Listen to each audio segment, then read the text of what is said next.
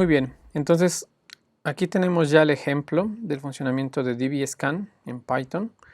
Vamos a importar algunas librerías, muchas de ellas de nuevo ustedes ya las conocen. La única nueva es esta, que es la funcionalidad que tiene scikit-learn dentro de los mecanismos para agrupamiento o clustering, donde ya tiene implementado lo que es el funcionamiento de este algoritmo dbScan. Entonces vamos a importar esas librerías y vamos a generar datos que son los que le vamos a presentar al algoritmo para que trate de encontrar los agrupamientos que crea que existen ahí.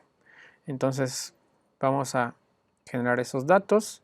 Entonces ya los conocen de este ejemplo. Sabemos que realmente viene de tres procesos, de tres centros, aunque visualmente parece que son dos, ¿no? Entonces eso es interesante porque lo va a volver retador. Y vamos a ejecutar el algoritmo dbScan y, por ejemplo, vamos a indicar los parámetros de epsilon, que es, ya vimos, este va a ser el radio de la circunferencia que vamos a definir para ir agregando datos a lo que puede ser un agrupamiento. Y el número mínimo de muestras que debo de yo considerar para dar una indicación de que eso se va a convertir en un agrupamiento. ¿Vale? Entonces vamos a darle estos números y vamos a ver qué pasa. Después vamos a modificar esto para ver si los número de agrupamientos que me encuentra pues es diferente. Entonces ejecutamos esto y como ya hemos visto hace rato en las diapositivas, pues me dice estos son los dos grupos que encuentro y el tercero, los puntos que están en este otro color, pues realmente es ruido, ¿sí? Y eso puede tener sentido, ¿no? Porque, por ejemplo, si vemos este punto de acá, de entrada no tiene a su alrededor una densidad requerida, ¿no? El mínimo de puntos a su alrededor, pues, dentro de una distancia epsilon, que dijimos que era 0.3, ¿sí? Pues no es lo que necesitan para potencialmente pertenecer a este clúster, ¿sí? Los puntos acá, por ejemplo, pues sí, alrededor de 0.3 en una circunferencia, pues sí hay bastantes puntos y también son más de 10, ¿no? O mínimo 10. Entonces, por eso es que nos está dando estos resultados. Estos puntos igual hasta acá realmente están a la orilla del clúster y pues no cumplen las condiciones para decir que están densamente conectados y podrían ser parte de este clúster, ¿no? Entonces, algo que pueden hacer ustedes aquí es jugar un poco con estos parámetros que son epsilon y el número mínimo de muestras. Por ejemplo, si decimos pues 10 es muy alto, tal vez 3 sería mejor. Veamos qué es lo que pasa, ¿no? Bueno, si consideramos, por ejemplo, reducir ese número mínimo de muestras, me encuentra que esto es todo un grupo, todo esto es un agrupamiento, todo esto también es un agrupamiento, pero igual me sigue detectando algunos de ellos que son outliers o ruido, ¿sí? Entonces estos, por ejemplo, podría yo descartarlos y decir eso es ruido, no debería ser parte de un agrupamiento, ¿no? Y también podría jugar con la parte de las distancias, tal vez si yo le subo el radio, todavía no me lo sigue considerando ruido. Si tal vez yo soy más permisivo y digo el radio, no sé, tal vez es de 1.5 y el número de muestras 2. Sí, bueno, ahí me está diciendo, entonces si es eso, todos estos pertenecerían tal vez al mismo grupo, ¿no? Entonces la distancia está muy alta, vamos a bajarle a 1, ahí está, ¿no? Tal vez estos serían los dos grupos que finalmente me encontraría y me diría, pues tal vez no hay outliers, ¿no? Pero sabemos que eso realmente no es cierto, puede ser que algunos sí sean outliers, vamos a bajarle de nuevo la distancia y aquí tenemos igual, sigue. Tal vez el número de muestras está muy bajo. Bajarle que mínimo 5. Sí, bueno, ahí está. Bueno, esos son los parámetros que ustedes podrían estar explorando y ver el desempeño de este algoritmo dbScan con este conjunto de datos. Les voy a mostrar un segundo ejemplo de este algoritmo, ahora con el conjunto de datos que ya vimos que le causa problemas a kmedias y a dbScan, ¿no? Y vamos a ver cómo es que nos encuentra los agrupamientos en esa situación. Bien, entonces el segundo ejemplo de dbScan, en este caso vamos a hacer uso de datos que van a estar generados por un proceso en el que la distribución se asemeja a dos medias lunas, que de nuevo ya vimos es una estructura, una distribución que complica las cosas para K-medias y expectation maximization. Entonces se lo vamos a presentar ahora a dbScan. Recordando, los datos tienen esta distribución y de nuevo vamos a ver cómo le va a dbScan cuando le pedimos que encuentre los grupos que potencialmente se encuentran aquí. Entonces vamos a iniciar con parámetros de este estilo, ¿sí? Epsilon y el mínimo número de muestras que se necesitan para dar inicio a lo que sería un agrupamiento. Entonces vamos a ejecutar eso. Y con este número, bueno, con esta configuración vemos prácticamente nos está encontrando casi lo que sería la respuesta de qué fue lo que dio origen a estas distribuciones, ¿no? Vamos a ver acá las respuestas reales y seguramente habrá algunos puntos en los que haya discrepancias, ¿no? Bueno, por ejemplo, estos puntos de aquí arriba realmente vienen de este agrupamiento, aunque acá me está diciendo que posiblemente vengan de este agrupamiento, ¿no? O sean parte de este agrupamiento.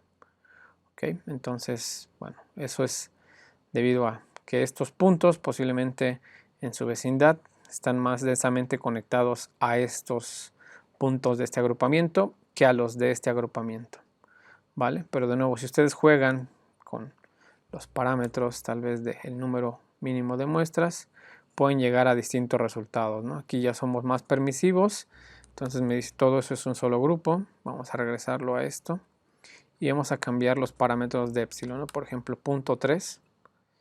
Y aquí, por ejemplo, me está identificando, este es un agrupamiento, este es otro agrupamiento, aquí yo tengo otro agrupamiento, otro agrupamiento, otro agrupamiento, otro agrupamiento y los puntos de otro color pues son los outliers, ¿sí? Vamos a ver con otro valor de epsilon, ¿sí? Aquí con este valor de epsilon igual me sigue reconociendo bien cuáles son las estructuras que posiblemente dieron origen a estos datos, ¿sí? Entonces algo con lo que pueden jugar y poner a prueba este modelo de dbScan para tratar de encontrar los posibles agrupamientos que se tienen. Hay algo interesante, de nuevo, dbScan, yo no le tengo que indicar cuántos agrupamientos creo que existen, me va a encontrar los que él cree que existen en base a estos parámetros, ¿no? Epsilon y el número mínimo de muestras que existen ahí. ¿Okay? Entonces este es un ejemplo más de cómo funciona dbScan y cómo para este tipo de distribuciones que pueden ser problemáticas para K-medias y expectation maximization, como es que dbScan nos puede llevar a tener a lo mejor mejores resultados.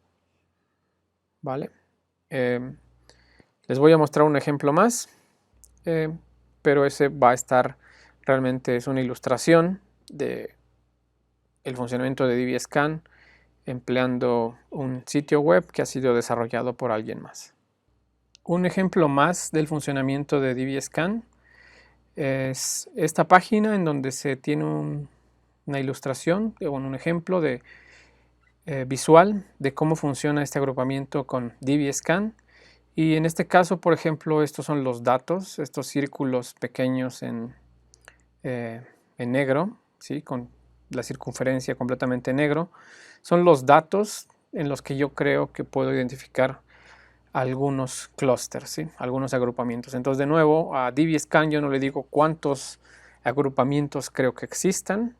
Lo que yo le especifico es cuál es el número mínimo de puntos que creo que debe de considerar para decir que hay un clúster.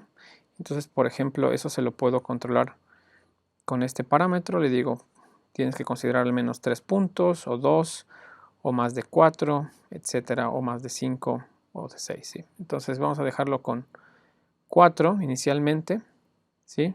Y le tengo que indicar igual la circunferencia que debe de considerar, ¿sí? Entonces le vamos a dejar el valor de 1 porque esto puede ser incluso más bajo. Entonces le vamos a dejar un radio de 1, ¿sí? Que es la distancia que debe de considerar para definir su vecindad. alrededor de un punto y después evaluar si esa vecindad tiene un número mínimo de puntos que le pueda dar origen a generar un agrupamiento.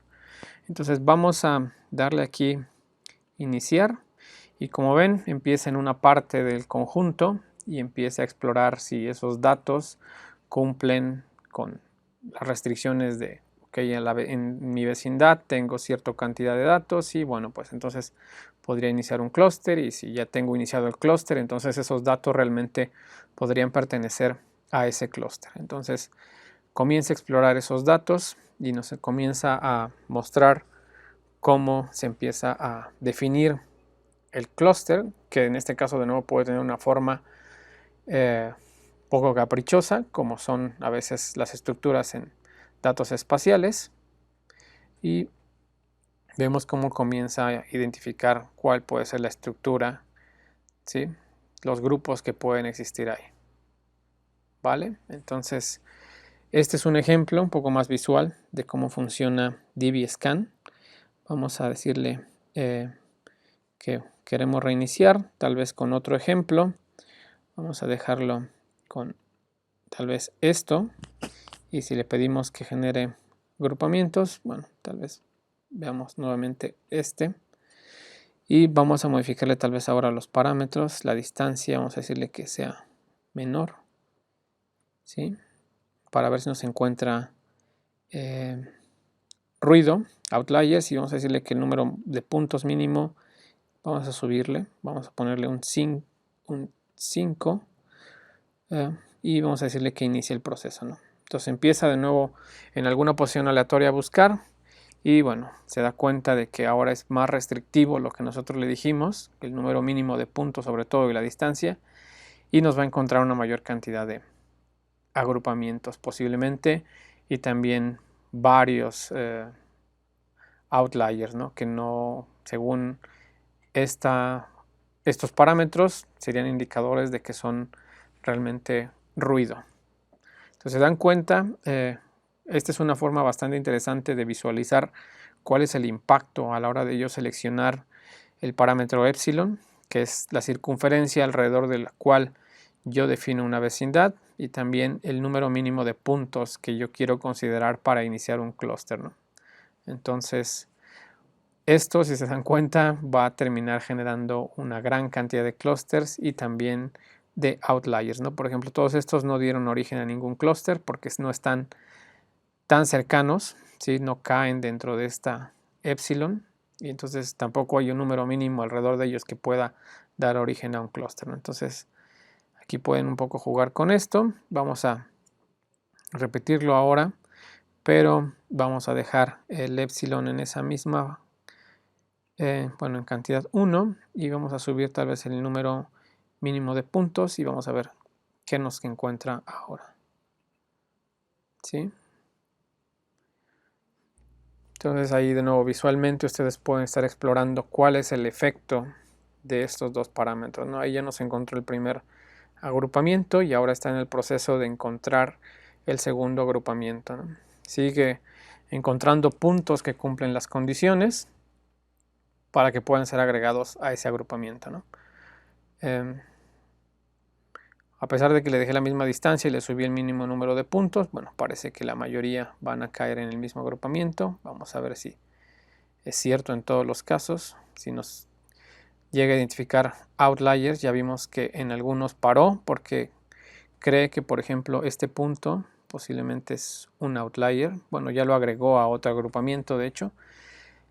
¿Qué es lo que pasó aquí? Tal vez encontró que en estas áreas, sobre todo, no se dan las condiciones como para pensar que estos puntos son de este mismo grupo, ¿no? Y lo mismo en esta parte, ¿vale? Pero de nuevo, la condición que no permitió eso fue el mínimo número de puntos, ¿no? Le pedí que en una vecindad hubiese más puntos para considerarlos partes del mismo clúster. No se cumplieron esas condiciones ni aquí ni acá. Entonces piensa que este es otro clúster. ¿Sí? Que este es otro clúster, que este es otro clúster y estos son otros clústeres. ¿Vale? Pero bueno, esta es una forma un poco visual de ver cuáles son los impactos de seleccionar estos parámetros en la búsqueda de los agrupamientos. Bien, dentro de el esquema de aprendizaje no supervisado, otra de las áreas que también es de interés es el de encontrar asociaciones entre registros que se puedan tener de, por ejemplo, transacciones de, no sé, de compras o de interacciones entre algunos individuos y ciertos productos. Entonces existe un área que es el de buscar reglas de asociación, ¿sí? Búsqueda de reglas, y un algoritmo comúnmente empleado para ese tipo de problemas es el algoritmo a priori, o lo van a escuchar igual como a priori, ¿sí? Que es lo que vamos a ilustrar a continuación. Vale, seguimos en el contexto de, entonces, de no supervisado. Entonces regularmente lo que tenemos es solamente un conjunto tal vez de transacciones, ¿sí? De las cuales queremos encontrar si es que hay algo de estructura. Entonces eso consiste en hacer una búsqueda y tratar de encontrar asociaciones o correlaciones entre los elementos u objetos que estén registrados en bases de datos o conjuntos de datos transaccionales, ¿sí? Las aplicaciones de este tipo de procesos de aprendizaje no supervisado, que nos dan como consecuencia el encontrar reglas de asociación entre esos objetos, tienen aplicaciones en varias áreas. Desde luego, por ejemplo, hacer un análisis de cuáles son las ventas que yo observo comúnmente en algún lugar, o tal vez qué tipo de mercancías debería de tener más comúnmente en unas tiendas, o incluso tal vez también para hacer una segmentación de clientes en base a ciertos patrones de compra, ¿no? Entonces, este proceso de búsqueda de reglas de asociación está enfocado mayormente en encontrar estructura dentro de conjuntos de datos transaccionales, ¿no? Es decir, que registran transacciones como un elemento importante.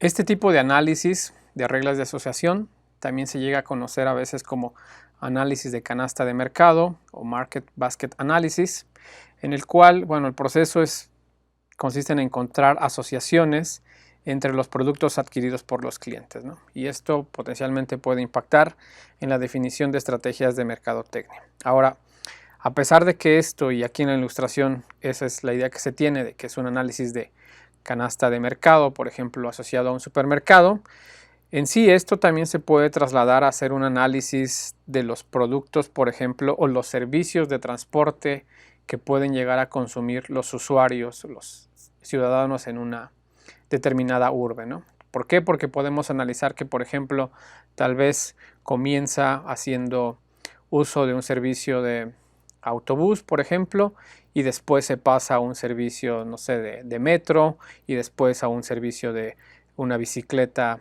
que es facilitada a través de un mecanismo de compartición o algo de ese estilo, ¿no? Entonces podemos tratar también de ver qué tipo de estructuras se tienen ahí en el consumo de esos servicios de transporte, ¿no? Y todo esto de nuevo se registra en conjuntos de datos en donde se tienen transacciones, ¿no? En donde en una primera instancia de nuevo hizo uso de este servicio, después este otro servicio, ¿no? Y entonces la idea es tratar de encontrar qué estructura hay en todo eso, con la finalidad de que si logro encontrar estructuras en eso, tal vez yo pueda ayudarle, por ejemplo, a la urbe en cuestión, a decirle, ok, un gran porcentaje de tus usuarios regularmente usan este tipo de servicios en combinación. Entonces, por ejemplo, si quisieras incentivar el uso de este grupo de servicios de transporte, tal vez podrías dirigir una campaña de mercadotecnia alrededor de este grupo de servicios, ¿no? Cosas de ese estilo es lo que idealmente podría contribuir este tipo de análisis, ¿no? Entonces, de nuevo, estas reglas de asociación las vamos a tratar de buscar en conjuntos de datos transaccionales, ¿sí? Conjuntos de datos, o a veces también les llamarán bases de datos transaccionales, ¿no? Yo prefiero llamarles conjuntos de datos transaccionales para no meternos en cuestiones de propiamente cuál es la definición de una base de datos, ¿no? Entonces, en conjuntos de datos transaccionales lo que vamos a tener van a ser registros, ¿sí? Identificados por un ID, ¿sí? En donde vamos a estar indicando que, por ejemplo, esta transacción me está diciendo que algún usuario adquirió el producto 1, producto 2 y producto 5, ¿no? Esa fue una transacción, que de nuevo puede ser que esto sea de un supermercado y este producto 1 es, no sé, agua, este producto 2 tal vez fue, no sé, algún medicamento y este producto 5 tal vez alguna fruta, ¿no? No sabemos. Lo único que sabemos es que hay una transacción en la que están involucrados estos productos, que de nuevo son productos o pueden ser servicios, ¿sí? Servicios tal vez de transporte. Y en este conjunto de datos también yo tengo una segunda transacción identificada por este ID2, en el que ahora estos son los productos, o probablemente también como se van a llamar aquí, los ítems o items, ¿sí? Que fueron adquiridos en esa transacción, ¿sí? Y así tengo yo descritos pues todas las transacciones que están registradas en este conjunto de datos, ¿no? Por ejemplo, esta penúltima que tiene este identificador me está diciendo que hay alguien que adquirió estos 4 productos, ¿no? ¿Sí? Estos 4 items, ¿sí? Eso es lo que yo tengo registrado. Entonces, ahora, ¿cuál es el proceso que yo quiero seguir para tratar de ir identificando estructura en todo esto? Porque aquí, de nuevo, yo no sé exactamente qué es lo que hay aquí registrado, pero tal vez, y de hecho a simple vista, podemos comenzar a ver que hay algunas cosas que nos podrían dar una cierta noción de que a lo mejor hay algo de estructura, ¿no? Por ejemplo, podemos estar viendo que aquí esta transacción es similar a esta, ¿sí? Y cuando yo veo que alguien compró el producto 1 y también el producto 3, también veo que a lo mejor aquí también yo tengo ese tipo de fenómeno, ¿no? En estas últimas 2 transacciones, también cuando alguien compró el producto 1, también compró el producto 3, ¿no? Entonces, ahí ya inicialmente yo puedo empezar a indagar y darme cuenta de que a lo mejor hay algo de estructura, ¿no? Entonces, el proceso ciertamente que yo quiero hacer es, ok, en base a lo que yo tengo registrado en mi conjunto de datos de transacciones, lo que yo quiero encontrar son los conjuntos de items o los item sets que son los más frecuentes, ¿no? Y si esos son los más frecuentes, eso me va a dar una indicación de que tal vez esos son la especie, digamos, de combos de productos o servicios en los cuales yo me debería de enfocar, ¿sí? Y tratar de mejorarlos y tratar de atraer más gente tal vez a ese tipo de items. Entonces va a ser un proceso de explorar las distintas combinaciones en los que yo pueda estar mezclando estos items y, por ejemplo, poco a poco ir encontrando que hay algunas estructuras en eso, ¿no? Por ejemplo, yo puedo tener registro de el item 1 que está registrado 6 veces, el item 2 7 veces, el 3 6 veces, el 4 2 veces, el 5 2 veces, ¿no? Y entonces comenzar a ver, ok, eso cómo se relaciona con los otros items, hubo cuántas de ellas que se fueron en conjunto, por ejemplo, estos dos 4 veces en conjunto, ¿sí? Estos items 4 veces en conjunto, etcétera, ¿no? Entonces un poco va de eso y después de hacer este análisis de encontrar estos conjuntos de items más frecuentes, lo que quiero hacer es encontrar si hay alguna regla que pueda explicar por qué tengo esos conjuntos de items, ¿no? Y qué tan confiable es que yo pueda asumir que esa regla se va a estar cumpliendo en cierta cantidad de casos, ¿no? O con cierta frecuencia. ¿Vale? Entonces, antes de empezar a explicar cómo funciona un algoritmo que nos va a permitir hacer eso, un par de conceptos básicos. Bueno, ya hablamos de que en un conjunto de datos vamos a tener conjunto de transacciones que van a estar identificadas por algún identificador y que cada transacción lo que va a tener como elemento es un registro de cuáles fueron los elementos que fueron comprados durante esa transacción, ¿no? O que fueron adquiridos en esa transacción, ¿sí? Elementos o ítems o items, ¿no? Que son prácticamente en este contexto vamos a considerarlos como sinónimos. Entonces yo voy a tener registro de esas transacciones y de qué fue lo que se compró en esas transacciones, ¿no? Entonces ya tenemos esa primera idea de que yo tengo conjuntos de transacciones. Y dentro de esas transacciones yo puedo observar a lo mejor algunas ciertas reglas, ¿no? Que por ejemplo, algo de este estilo, si C, entonces A va a tener ciertas implicaciones, ¿no? ¿Sí? Y aquí lo puedo ver en esas transacciones, ¿no? Que por ejemplo, hay ocasiones en que si veo C, entonces parece que también A está presente, ¿vale? ¿Y eso qué implicaciones tiene? Bueno, esas son un poco las reglas que vamos a tratar de ir descubriendo. Y concretamente una regla de asociación es una expresión de la forma X, entonces Z, ¿no?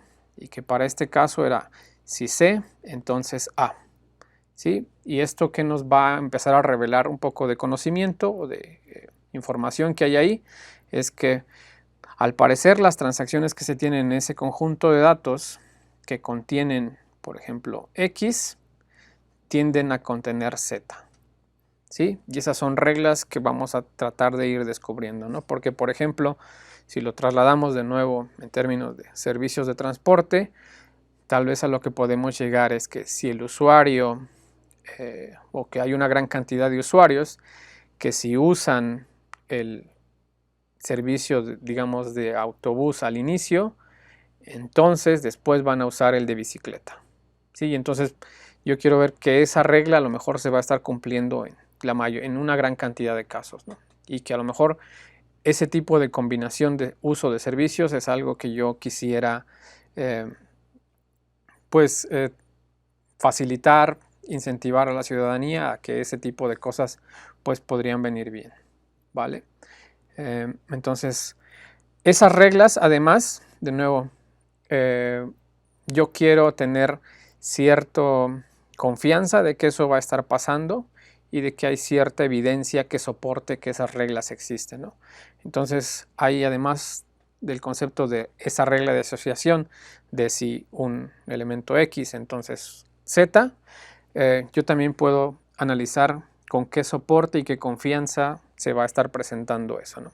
Entonces, por ejemplo, el soporte lo voy a definir, el soporte que tiene esa regla lo voy a definir de la siguiente manera, ¿no? Entonces, el soporte va a ser el porcentaje de las transacciones en que aparece el conjunto, en este caso AC, por ejemplo, ¿sí? Porque eso es para indicar el soporte que tiene la regla si A, entonces C, ¿sí? Si A, entonces C, y quiero saber cuál es el soporte de eso, me voy a fijar en el conjunto de transacciones, cuál es el porcentaje de las transacciones en las que aparece el conjunto AC, ¿sí? Y entonces, por ejemplo, teniendo este conjunto de transacciones, cuando yo veo cuáles fueron los elementos que fueron comprados en estas transacciones y veo, quiero calcular el soporte para la regla si A, entonces C, me voy a ver en cuántas transacciones, en qué porcentaje está ese conjunto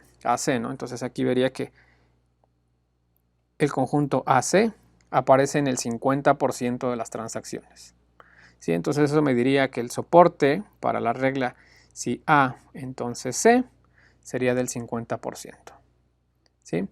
Y el soporte para la regla si C, entonces A, sería exactamente el mismo, ¿no? Igual 50%. ¿Por qué? Porque el conjunto AC aparece en el 50% de las transacciones, ¿vale?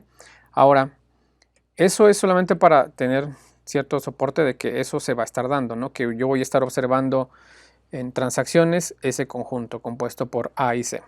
Ahora, otro elemento importante a analizar es con qué grado de confianza yo voy a observar que si alguien compra A, también va a comprar C. Bueno, eso lo tengo que determinar en base igual a las transacciones, y para determinar esa confianza lo que yo tengo que hacer es de las transacciones en las que aparece A, ¿sí? ¿Qué porcentaje es en las que también aparece C? ¿Sí? Entonces, por ejemplo, aquí en el conjunto de transacciones que yo tengo 3 transacciones en las que aparece A, ¿sí? Ahora, de esas 3 transacciones, ¿qué porcentaje es en el que aparece también C. Sí, y eso me va a dar la confianza de que si alguien compra A, entonces también va a comprar C. Y aquí veo que solamente en 2 de esas 3 transacciones aparece C. Entonces el grado de confianza que yo tengo de que cuando alguien compra A, también va a comprar C, es 2/3. Entonces es un 66% de confianza. Sí, de que eso va a estar pasando. Ahora, ¿cuál es el grado de confianza de que si alguien compra C, entonces también va a comprar A? Bueno, tengo que hacer el mismo análisis. De las transacciones en las que aparece C, ¿cuál es el porcentaje de las transacciones en las que aparece también A? Sí, entonces eso me va a dar la confianza de que si alguien compra C, también va a comprar A. Entonces, en base a estas transacciones, lo que veo es que tengo 2 transacciones en las que aparece C y en esas transacciones, en ese mismo número, también aparece A. Entonces eso me da la confianza de decir de que si alguien compra C, también va a comprar A. Y entonces ahí, por ejemplo, esa regla tendría, al contrario, una confianza del 100%, ¿no?